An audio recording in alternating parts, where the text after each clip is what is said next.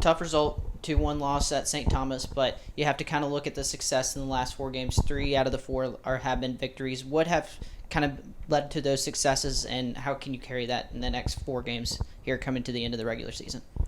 Well, we started the season on a good run. We had some issues and some injuries, and we had a lot of players out. We took a bit of a slump, and as those players gradually came back, we went on the upward trend again, started to win games.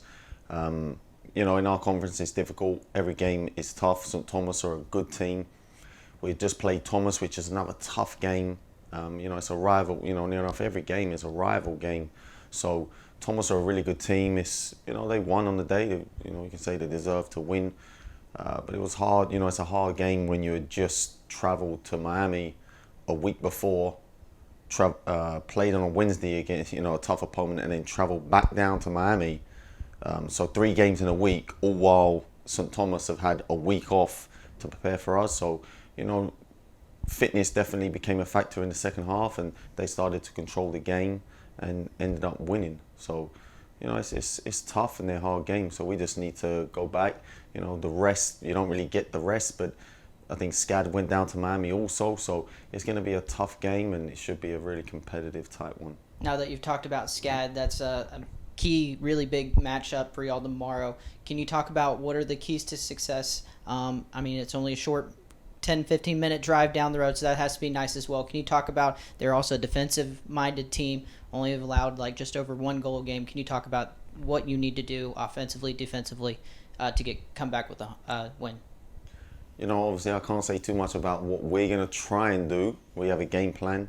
It's going to be interesting to see how they match up. The formation that they play is different than what we've played against this season.